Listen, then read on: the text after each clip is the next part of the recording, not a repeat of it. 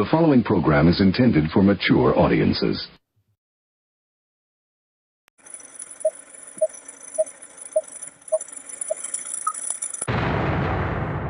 Rudy's Revelation.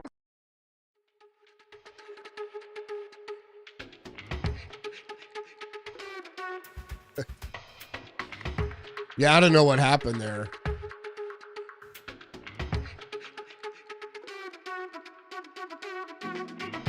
That was weird.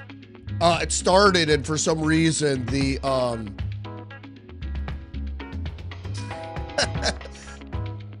the stream just stopped.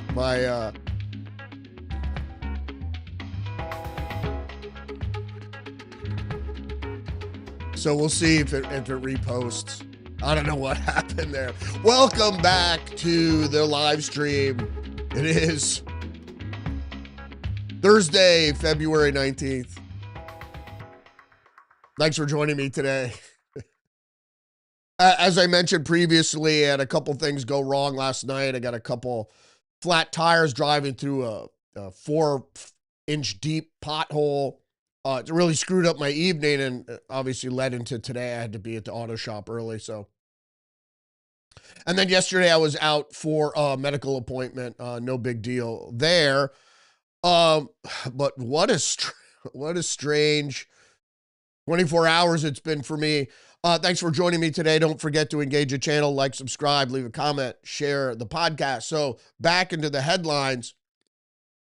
Prince Andrew arrested. So he's going to be the Epstein sacrificial lamb, the Epstein case's sacrificial lamb.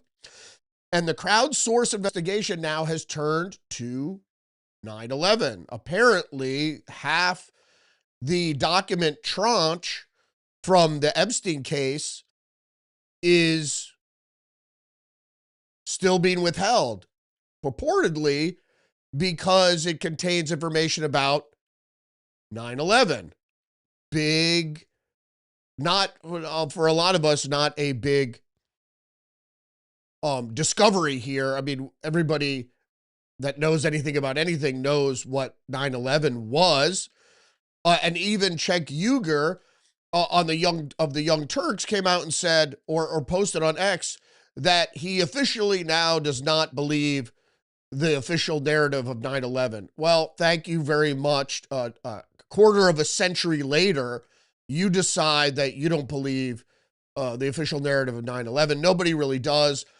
There's a number of scientific physics reasons why you shouldn't believe it. But apparently Jeffrey Epstein was in the know. So that is very interesting there on that account. Certainly, I think I'm up. I got the feed up now. I don't know what happened before. For some reason, my stream just stopped. My streaming software, OBS, just stopped. Maybe because I said something about 9/11, which Wikipedia still will give you a warning on YouTube that say 9/11 was conducted by Al-Qaeda, blah, blah, blah. Yeah, sure it was. I mean, we don't know. They were either the patsies but we don't really know. What we surmise was there was some faulty imagery. There were obviously bombs. Some of the airlines were remote controlled. There's a lot of stuff to understand about that, including the stand down. What we do know, and I still have really heated arguments with people that don't want to dismiss the official narrative that it was an Islamic attack. And I'm not going to digress here. There's a lot to get through today. We got a bunch of headlines to get through as well. So let's read the news.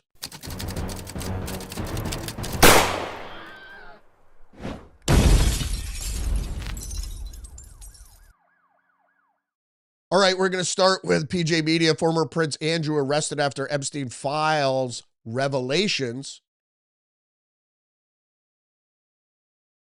Well, we knew he was going to be the sacrificial lamb. He is. And as I said previously, if I was streaming, I don't think I was at that point. that he was the only one that allowed himself to be photographed while he was with some of the victims. The most prominent victim was Virginia Giuffre, and he was pictured with her, with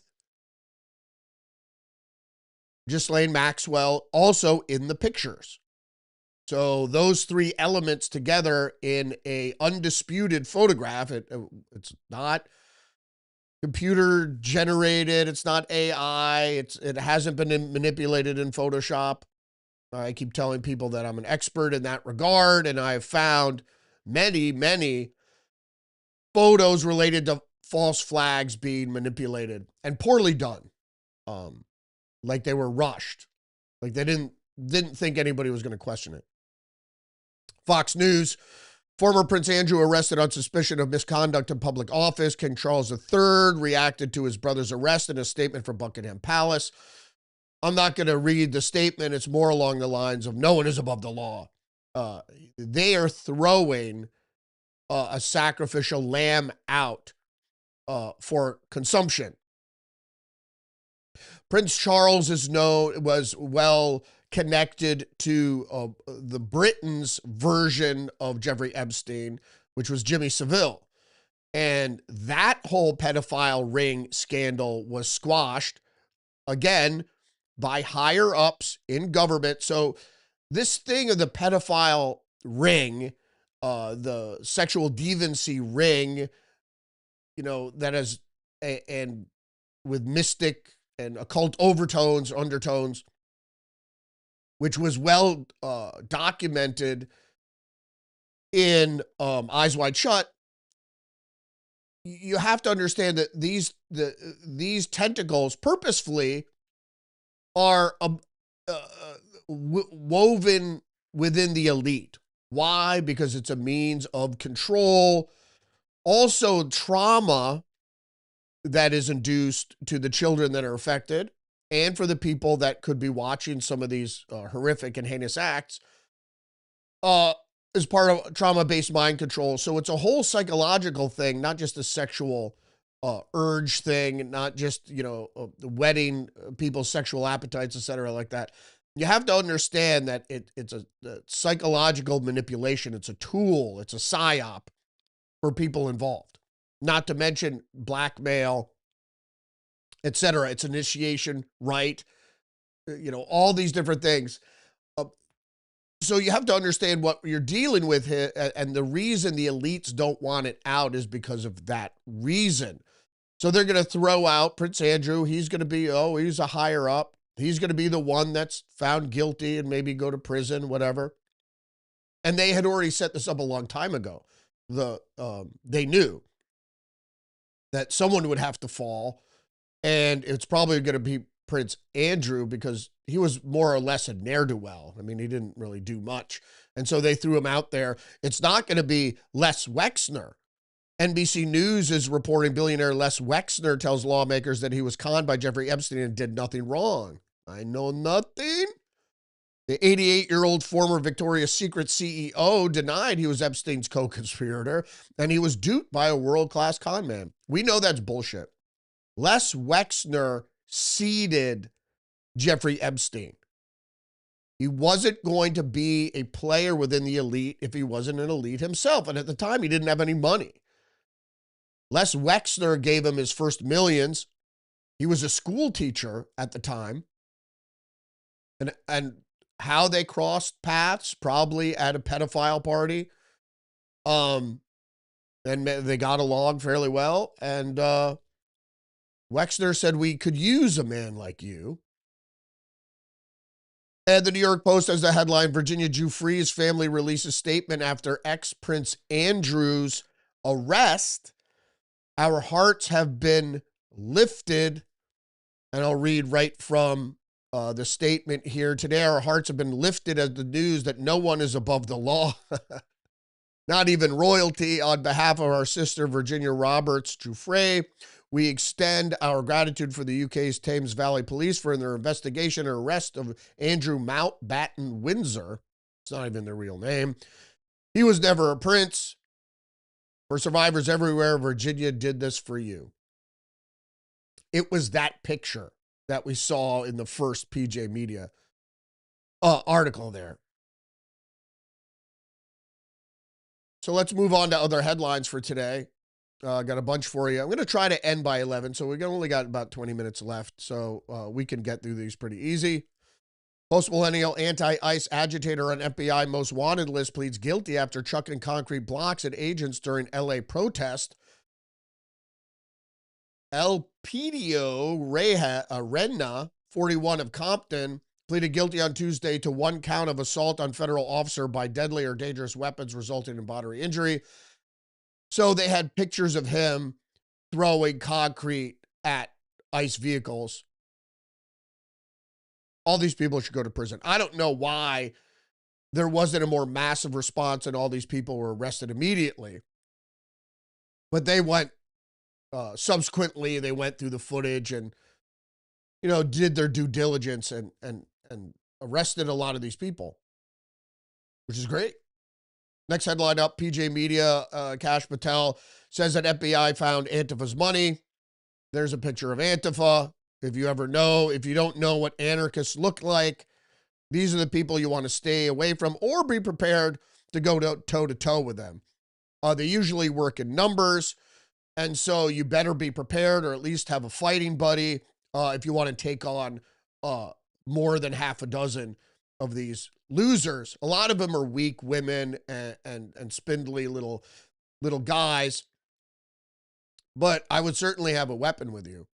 Just in case they do as well. And they act pretty cowardly. They get in back of you and chuck shit at your head. They won't fight you face to face. And we've seen with the conflicts with the Proud Boys how that ended up for Antifa people. These are weak, for the most part, weak losers who never had a lot in life, never had a stake, never had at least a taste or a piece of the pie. So the problem is that they're, disenfranchised. So maybe if they read a book or went to the gym or, tried to make a little money and then have some property, have some private property, then you wouldn't want communism. Because once you work hard for something, you don't want the state to come take it away. And then you pay taxes, and those taxes go to fund police, which protect you and your private property. But they don't want that. They want anarchy. So Kash Patel goes on to say these organizations don't operate alone or in silence. They operate with heavy stream of funding, and we started looking into it, and guess what? We found them. This is interesting. Patel didn't name specific donors, though. And he was talking on the Dan Bongino show, which of course is suspect, and one of his first guests is Kash Patel. I mean, it's really quite ridiculous, the propaganda. But he didn't name specific donors or nonprofits, but he did confirm that federal agents were examining whether funding flowed through the U.S.-based nonprofit groups, including some with tax-exempt status, and whether foreign sources played a role. Of course they do.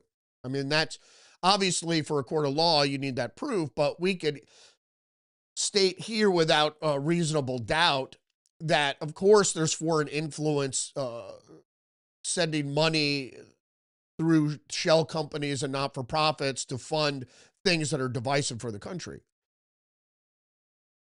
And they do it through academia and whatever, so people come out of school. And I recently went through some of my comments on YouTube, some of the ones that are held because these fuckers, don't put forth a cogent and calm retort to what I say here on the live stream. Instead, they're like, fuck you, you and your kind and your cult are going to be done soon. And yeah, we know what you have in the reconciliation committee planned for us. We know, but we're not wrong. You're wrong. You're subjective in your thinking, which makes you wrong. You want to do away with objectivity and anything that is traditional. Right? So you're so progressive that you're going to throw out the baby with the bathwater, get rid of Western civilization, anything the Enlightenment brought. You certainly don't want that. All right, I'm going on and on. But you have to understand there's a choice between the neo-feudalistic future, right? Which are all going to be serfs, and propping up what's left of the American ideal, which was based in the Enlightenment, individualism, and freedom and liberty. Liberty or bibberty. Antifa has long described itself as an idea, not an organization. That's not true. Members work in loose networks, often masked and decentralized, and deny the lack of leadership structure. And the reason is they figured out that in the Occupy movements that works, and it does work. So you never want to give any idea of a structure or any evidence of a structure that can be investigated. And then if there's a leadership structure, you take out the head and the organization falls apart. Portland endured over 100 consecutive nights of unrest in 2020, and Minneapolis suffered extensive destruction following the death of George Floyd. Federal buildings were attacked, officers were injured, and businesses were looted and burned. That's anarchy. More for the post-millennial breaking Portland Antifa extremist Robert Jacob Hoops pleaded guilty to brutal attack against ICE agent. Robert Jacob Hoops, 25, faces up to 20 years in prison. And the deal with Hoops is that on June 14th, 2025, Hoops breached the front door of an ICE facility on Macadam Avenue and threw a large rock at ICE Special Response Team officer's head within close range. The incident, which occurred during an hours-long siege of the building, resulted in the ICE officer sustaining serious injuries. According to FBI affidavit, the criminal acts were captured on surveillance. Here's a couple of the screenshots there. It obviously shows him with a mask on, getting the rock ready, and then throwing the rock and hitting the officer in the head. Why? You're fighting the state? You fight the state through debate. You fight the state through debate. Why do you do that? Because then when people hear your rational argument, then they join you. What's the thing about a patriot? Once feared and scorned, but the timid later join him, because then it costs nothing to be a patriot. When the patriot then succeeds, then the timid join him, because then it costs nothing to be a patriot. Just the news. Mistrial declared an alleged Antifa ambush of Texas ICE detention center. Lawyers attire at an issue. And you say, wait a second, this is bad. It's really not bad at all, because the jury was already filled with anti-ICE, anti-Trump people. So federal judges declared a mistrial in the case of alleged Antifa ambush on the Texas U.S. Immigration Customs Enforcement Detention Center over a defense lawyer's T-shirt. U.S. District Judge Mark Pittman of the Northern District of Texas, a Trump appointee, declared the mistrial Tuesday before a jury was seated in the trial of 9 alleged Antifa members. They were charged with connection with an ambush shooting of a police officer at an ICE detention center. Pittman declared the mistrial over a T-shirt worn by the defense attorney Marquetta Clayton under her blazer, which depicted civil rights icons. The mistrial came after a portion of the pool of 75 prospective jurors expressed anti-ICE and anti-President Trump sentiments when questioned by the judge and Assistant U.S. Attorney Sean Smith. Pittman said the pool of 130 jurors would be brought in the following Tuesday to start the process over again, which is it's actually good for the trial. And the fact is, it reminds you of my cousin Vinny, obviously, that movie where he said, what is that you're wearing? I still laugh at that movie. It's pretty funny. What is that getup? The Federalist, another detransitioner, is suing her pro-trans therapist for malpractice. Federalist says Soren Aldaco, a detransitioned woman who suffered from gender dysphoria as a teen and underwent a double mastectomy at 19, is suing Barbara Wood and 3 Oaks Counseling Group for recommending the senseless mutilation and allegedly falsifying information to secure it. Good.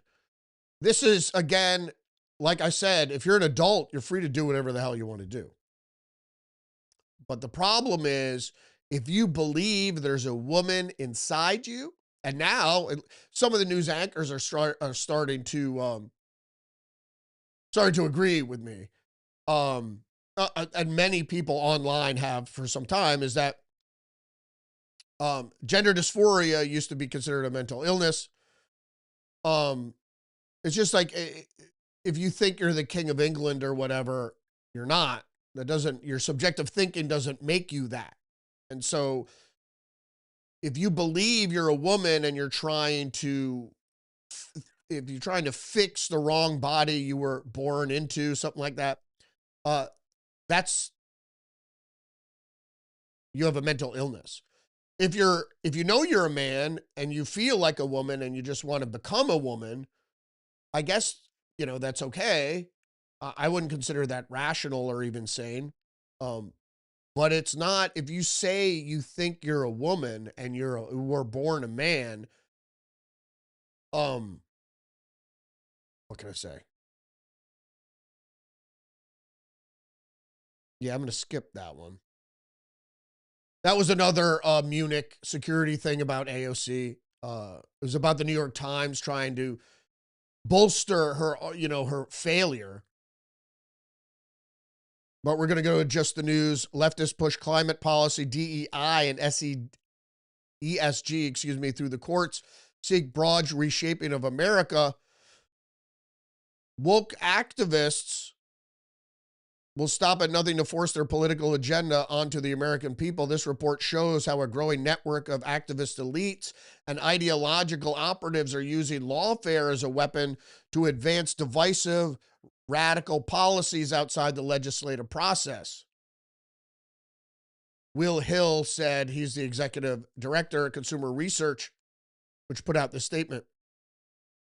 I want to make perfectly clear that we're not done with the left. There was a swing of the pendulum. It's going to swing far left as we should expect. There's going to be a reconciliation committee.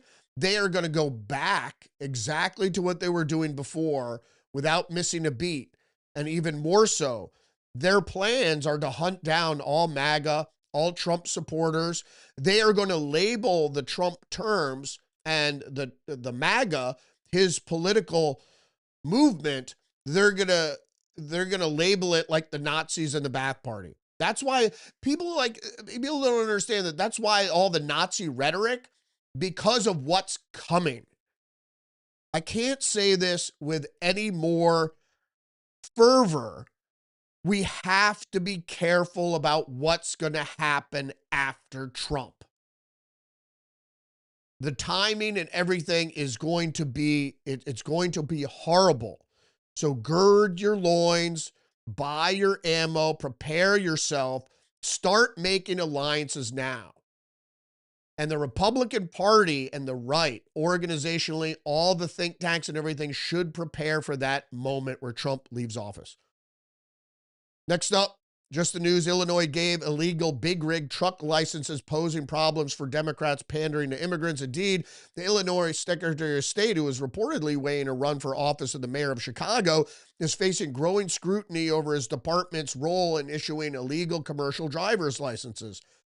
In some cases, to individuals who have failed to provide evidence of lawful presence in the United States, let alone proficiency in managing big rigs. The U.S. Department of Transportation this week announced findings that Illinois Secretary of State's office, through the Director of Driver Services, issued nearly 1 in 5 of its commercial licenses illegally. Surprise. Here's another big surprise. Not really. Fox News, Mamdani's painful tax hike threat mocked by Washington Post for proving socialist utopia is expensive. New York City Mayor Mamdani has threatened a hefty property tax hike if Kathy Hochul does not raise income taxes to pay for city services. And apparently, just the other night, I don't know if this is true. You might want to check this out. But apparently, mosques in New York City have started um, call to prayer 5 times a day. I don't have any evidence of this, but this is what I was hearing, mostly from my wife from Facebook. The audible call to prayer in New York City, which starts at sunrise. In any case, the Washington Post editorial board claimed on Wednesday that New York City Zohran Mamdani threat of painful property tax hike was an admission that the city has a spending problem. Indeed, it does. Social utopia is expensive, but the new mayor didn't exactly inherit a frugal city. The editorial board wrote, Mamdani's proposing a $127 billion budget, up $5 billion. $5 billion with a B from last year. That's a city's budget. That's a city budget bigger than the state's budgets of 47 states. Even the state government of Florida's population of 23 million spends less than New York City's, and the state still managed to attract hundreds of thousands of New Yorkers in recent years. The board continued, the reality is that Americans may like the idea of free stuff. It's how socialists win elections, but they're less excited about having to pay for it. It's the same thing with illegal immigrants. People in some sort of moral framework think, oh, they managed to get here, they should stay. But until they come flooding your city and start sapping on social services, which, cost money, people all of a sudden, oh, we have to pay for illegal immigrants to be here, then we don't want them. Federalist, Justice Scalia is still shaping bombshell SCOTUS rulings years after his death. This is the Rudy's Revelation reading recommendation for this week. I'd like to bring back that too, but I don't think there's enough good reading material, but I'll try. I was going to bring back Word of the Day too, but also when I'm rushed, a lot of times it's harder to. So in any case, Justice Scalia, there's a new book on Justice Scalia. He was planting the seeds that would later come to fruition in future originalist decisions produced by the Supreme Court. We know that, but there's a new book, Scalia, Supreme Court Years 1986 to 2001 by James Rosen. Last week marked the 10th year anniversary of the passing of Supreme Court Justice Antonin Scalia, who was murdered during a hunting retreat. And while the Reagan appointee is no longer with us, his originalist scholarship, and I have to say he was one of the best, at least in my lifetime, best justices, is still influencing many of the current high court biggest rulings. And as far as I'm concerned, one of the biggest rulings he ruled on, and he was in a dissent, the ruling didn't even come down in his favor, was that you shouldn't be allowed to take DNA samples for people that aren't convicted of crimes. Unfortunately, he lost. So there's a new book, as I said, James Rosen, Scalia, Supreme Court Years 86 to 2001, as the title implies. Scalia picks up where Volume 1 left off and chronicles the first half of Scalia's nearly 30-year career on the High Court. Rosen documents that while the Supreme Court was not everything that Scalia imagined it would be upon his arrival, hoping for more intellectual debate among the justices and not so political, the Reagan's appointee's influence was quickly felt in the court's oral arguments and ultimately its decision. R.I.P. Antonin Scalia. He was as far as I'm concerned, the greatest Supreme Court justices. One of them, at least. We're running low on time here. Just the news. Trump says U.S. trade deficit decreased by 78% due to tariffs. It did a little bit. This is his post on Truth Social. The United States trade deficit has been reduced by 78% because of the tariffs being charged to other companies and countries. It will go into positive territory during this year for the first time in many decades. Thank you for your attention to this matter. He posted. And I have to say is that the problem is people are fighting.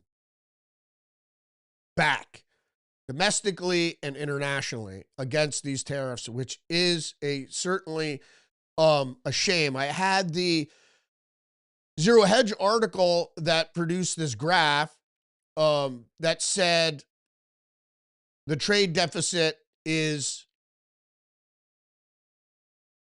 oh, this is oil. This is not. Did I skip that whole thing completely? I think I might have. In any case, there was a Zero Hedge article that came out today that's saying his trade deficit numbers are going in the wrong direction. Again, like I said, there is some tumult over tariffs. And the thing is because our exports, even if we have a decline in imports, our exports have to stay heavy, and they have declined now with the imports. And the trade deficit is the imbalance versus importing, which we did too much of, and exporting. However, the measures are still, despite of what the trade deficit numbers say, the measures are still going to positively affect the economy. As I said, watch for a tariff dividend check as the midterms approach. Just the news, Kevin Hassett says Federal Reserve's researchers should face punishment for their flawed tariff analysis. Indeed, yes, I think it's the worst paper I've ever seen in the history of the Federal Reserve System, Hassett told CNBC.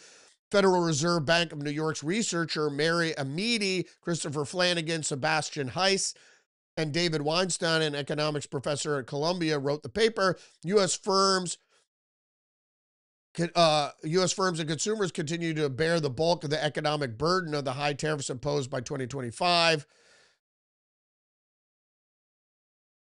Hassett doesn't believe that, and rightfully so.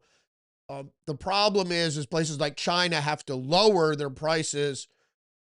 The point is, what tariffs do is it raises the prices on imported goods. So if you're buying Chinese shit, whether it's Amazon or at Walmart or whatever, you're going to pay a higher price than you did in the past.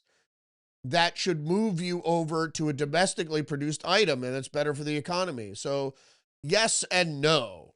Does it raise the prices for everything? No. But if you're buying cantaloupe in the winter, it might, because those items are produced, they aren't produced domestically.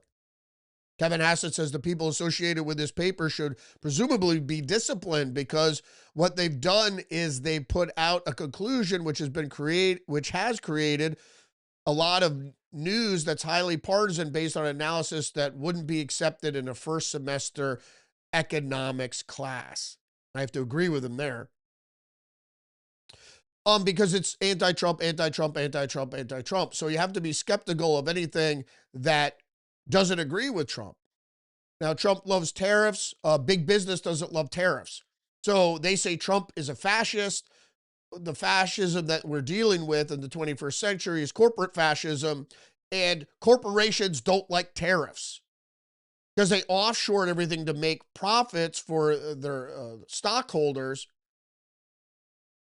increase their bottom line. And so Trump put in the tariffs that cost corporations money, but still you don't like, you're a socialist that hates corporations, but you still don't like Trump. You need to read more. If you're out there and you think you're an anarchist and you're fighting the man, you're fighting the wrong man, right? Trump is not a fascist. It's easily to demonize something for what they're not, easily confuses and propagandizes and disinforms the public, the greater public. And all you fucking commenters out there that, that label me this or that, and because I side with law enforcement, not because I like law enforcement. I've been behind bars. I've been arrested, right? The idea is to understand the law so you don't end up behind bars. The law is not illegitimate. There's nothing immoral about the law. You're younger, you take risks, you don't understand the law, But now if you own property and you have a pot to piss in, you should know the law.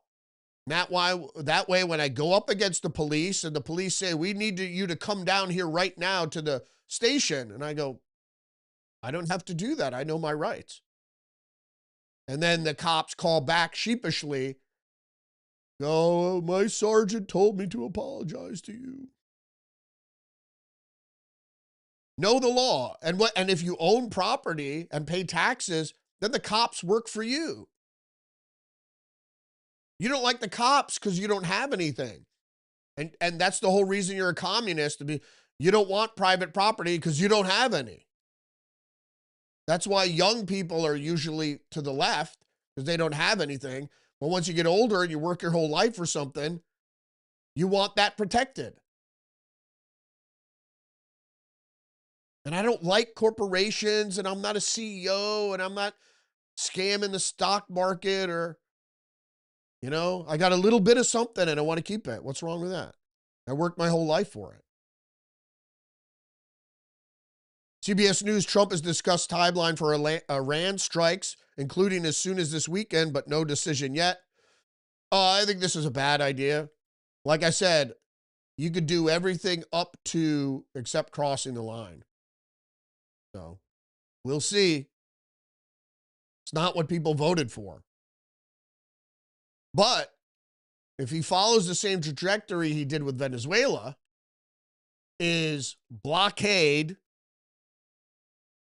maybe one surgical strike,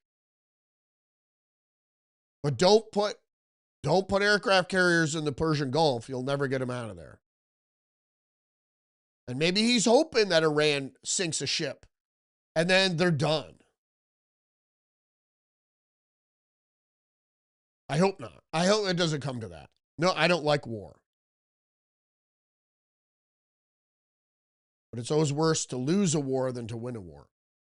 New York Post, Anderson Cooper decided not to renew 60 Minutes contract at last minute, flooring execs.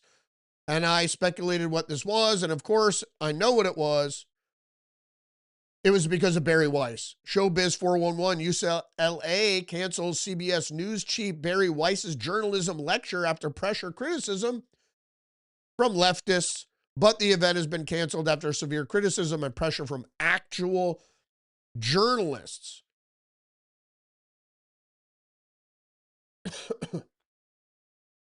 Just shows you where we're at. Actual journalists pressuring a lecture to be canceled, free speech to be canceled by journalists.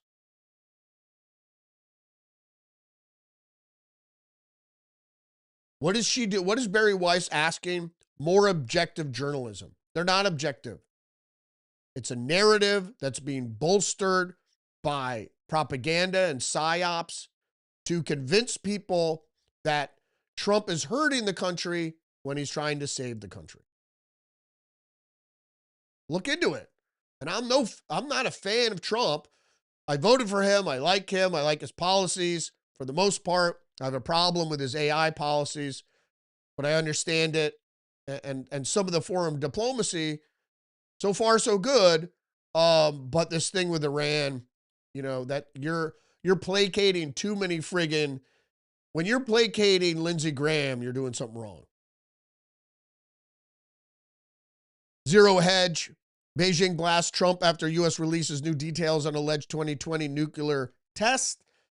We don't really have to go too much into this for the simple reason that did Beijing have a nuclear test? Maybe.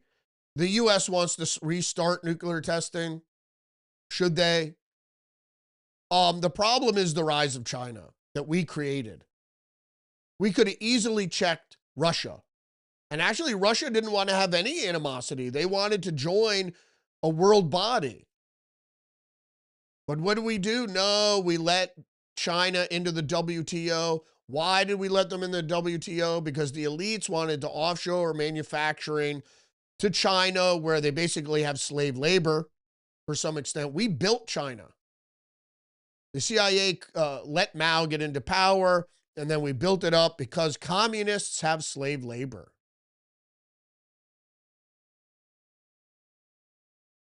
We should have never been here if we just helped Chiang Kai-shek win. Don't forget, it's the fucking elite that, sorry, I get really emotional. It is the elite that came up with socialism in the beginning. The French elite, really, the French aristocracy. I'm not going to go down that road.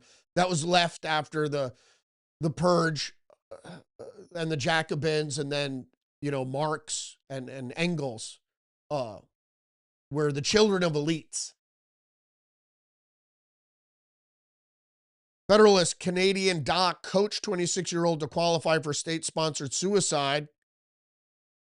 Vavian was rejected by multiple doctors in Ontario before he sought out Dr. Aline Wiebe, a prominent maid provider in British Columbia. Canada's Wiebe, Canada's Dr. Death, operates an abortion mill in Vancouver called the Willow Clinic, where she also performs assisted suicide. So either end. She thinks helping people kill themselves is the best work I've ever done. We believe that she was coaching him on how to deteriorate his body and what she could possibly approve him for and what she could get away with by approving him for. Because if he had spoken back in 2024 and he was a good candidate for approving maid, she would have done it right away. Maid is sick. I'm not saying that we shouldn't have assisted suicide. I don't believe in it, but same thing. I don't believe in abortion, but that doesn't mean it shouldn't be legal in extreme cases.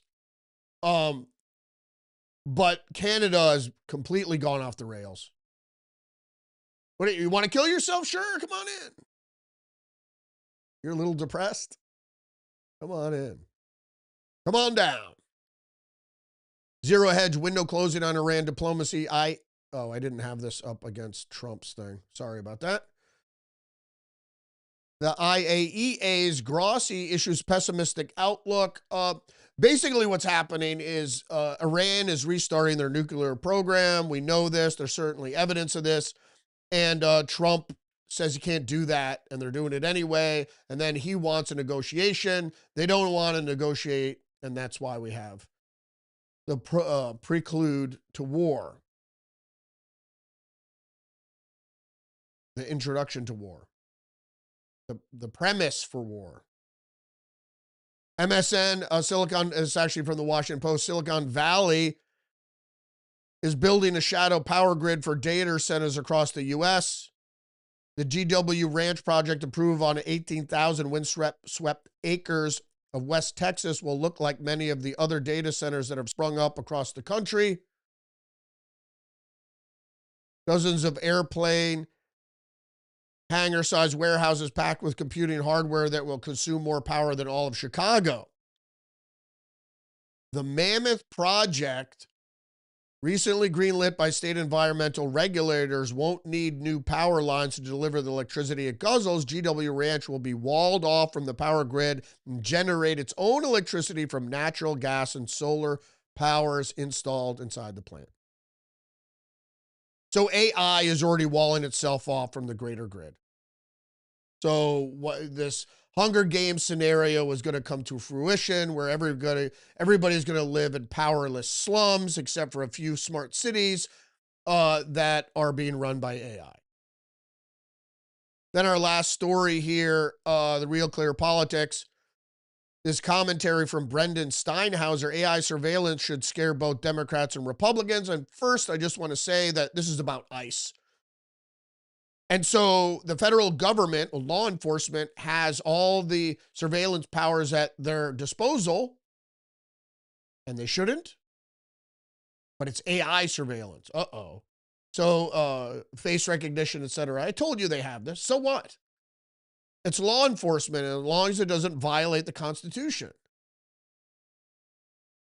U.S. Immigration and Customs Enforcement saw its 2025 budget triple to nearly $30 billion. Why? Because we need to remove illegal aliens, which would rank the agency as the 14th highest funded military in the world. Much of the money is funding surveillance technology, so not military. including tools to crack phones, monitor social media, and track the movements of U.S. citizens and non-citizens alike. The Department of Homeland Security and affiliated agencies are currently piloting and deploying more than 100 AI systems, including some used in law enforcement activities, of course. They're tracking these motherfuckers that are, and that's why you see these arrests and jailings and guilty pleas from Antifa people and so forth and so on. And then other people, they knew who Alex Preddy was and that he was likely to be armed. And that's why he was shot, because he was already had a confrontation with ICE officers. And they said that this guy was packing. He was holding. He was strapped. And so when they called out gun and he was struggling to resist arrest and he was shot at, and that's another thing these commenters on YouTube keep saying, oh, you're a holster sniffer. Dude, these people were resisting arrest. Have you ever been in contact with law enforcement before? Do you know what law enforcement power is? You know what police powers are? I mean, that involves legislation and so forth and so on. But the legislation provides the law to allow law enforcement greater ability. Law enforcement isn't just a guy, right? Law enforcement is imbued with the powers to arrest, detain, and use lethal force. You dumbass. Don't fuck around with law enforcement. You could get killed. Plain and simple. I didn't do too bad. I think we got all that news in under the hour. Actually, I have it at 46 minutes. I think that's pretty good, considering there was a false start. I don't know why all of a sudden the stream shut down. Who knows? But thanks for joining me today. Don't forget to engage the channel, like, subscribe, leave a comment, share the podcast. Remember, you're under attack psychologically and biologically, so stay hip to the trick. Join me every day, Monday through Friday, live stream at 10 a.m. Usually, barring some unforeseen circumstance. Like yesterday, I had a medical appointment. That was in the morning. I appreciate you. Thanks for joining me today. I'll see you tomorrow. Respect. I'm Donald Trump, and I approve this message.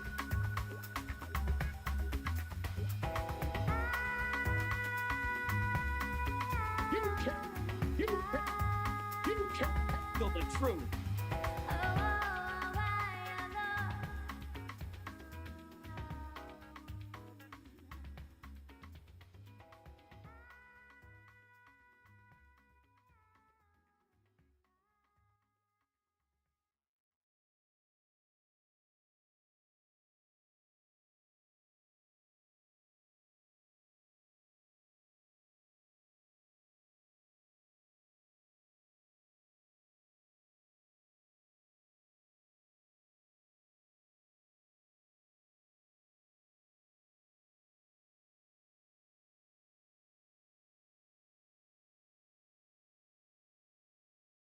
Less than 3% of you people reach